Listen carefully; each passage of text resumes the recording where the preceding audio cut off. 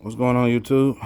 Today I have a quick video for you on a 2010 Chrysler Sebring with the 2.7 liter V6. What I'm doing today is I'm working on the oil sending unit. So here's the part.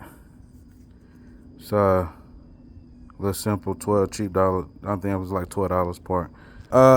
So what I run into here is I couldn't find anything on YouTube about this 2010 version of this 2.7 liter V6, and it is an absolute beast to change. So just walk you through a little bit what I had to do to get it to get down to the sensor to be able to get it out. So I had to loosen. So first thing I have to do is take the heat shield off. It's 3 10mm bolts, one there, one there, one there. And then I unplugged the O2 sensor. Took the cover off. Well, I actually had to pull this right here for the dipstick, 14mm. I had to pull that out too. Swing it out your way. There's a bolt right there.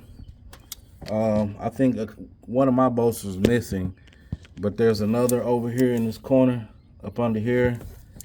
There's one there. You can see two right there, one at the bottom, one at the top. Then you got one here and then one under the bottom under here. I don't know if you can see it or not. I can't see it from here, but you have to loosen this manifold up in order to get the lead pipe out. So alright, so under here under the car where it's actually located, some of them that you'll see will show it like right here on the front part of the engine. I don't know if that is a different model V6, a different year, or if that was the 4-cylinder. I can't remember, but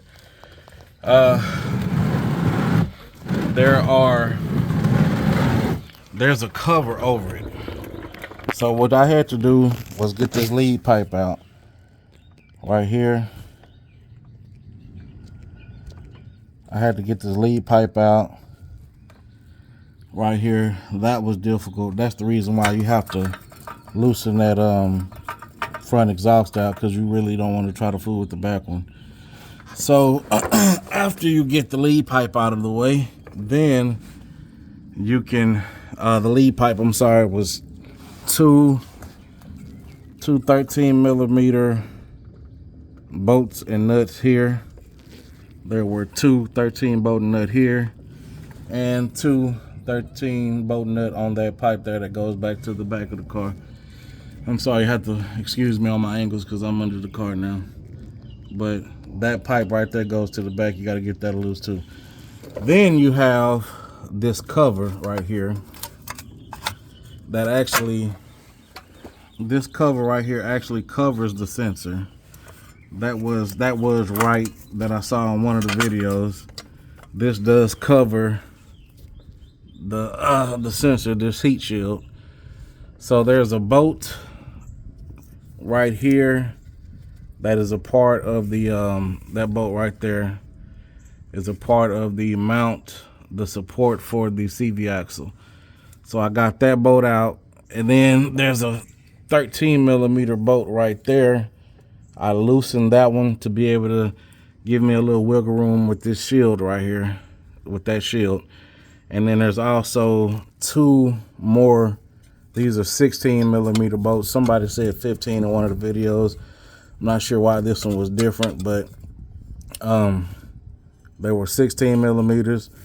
I got those three out. So one of them goes right, I don't know if you can see it that good, right here where my finger is.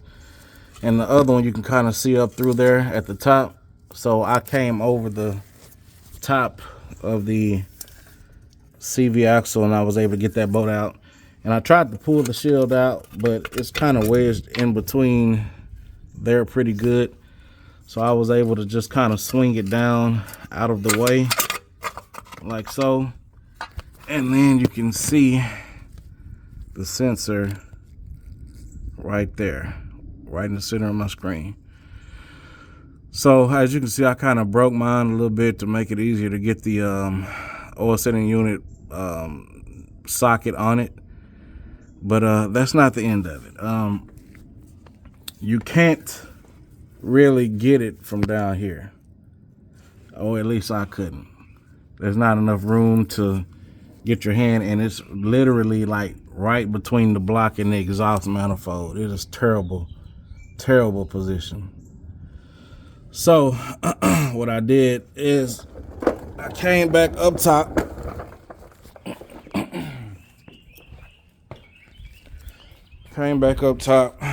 And I don't know if I'm gonna be able to show you this or not, because like I said, it's in a very, very terrible position. So let me see if I can get the camera down there so you can see it.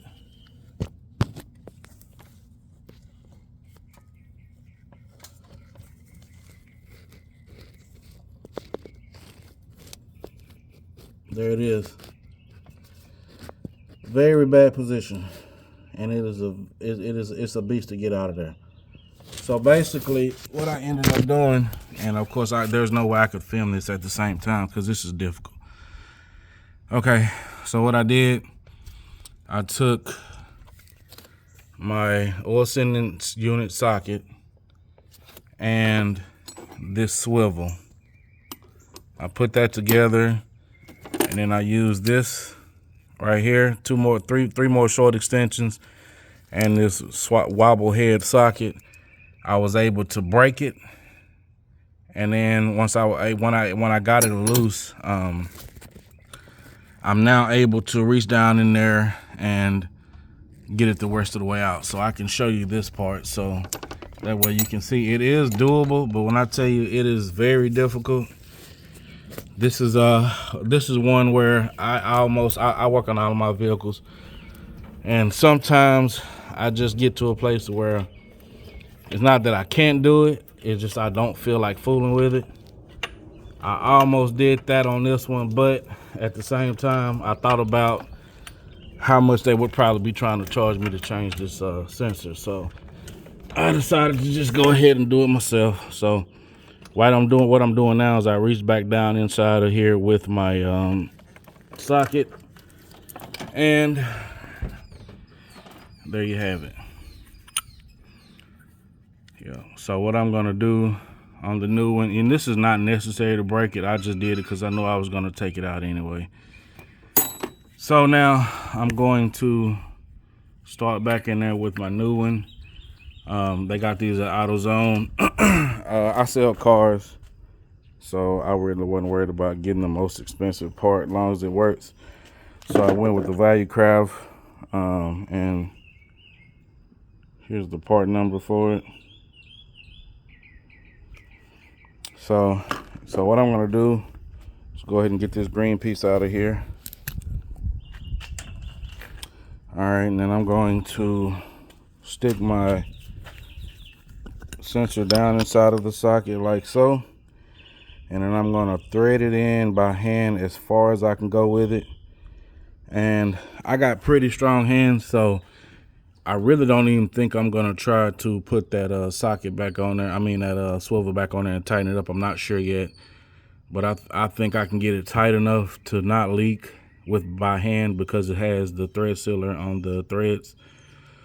So yeah, like I said, this is, man, I could imagine how much someone would charge you to do this if you were taking it to a dealership or to a mechanic shop.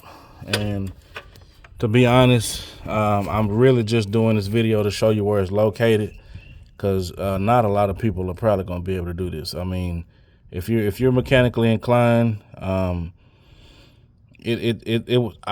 rebuild engines, I rebuild transmissions, I do a little bit of everything, and this one was difficult for me. So, but anyway, I'm about to go ahead and get this back down in there. I just wanted to share this quick video. If you find this video helpful, Let me go back this way. Like I said, I know I'm all over the place with my angles. But if you find this video helpful, please like, share, and subscribe. Thanks.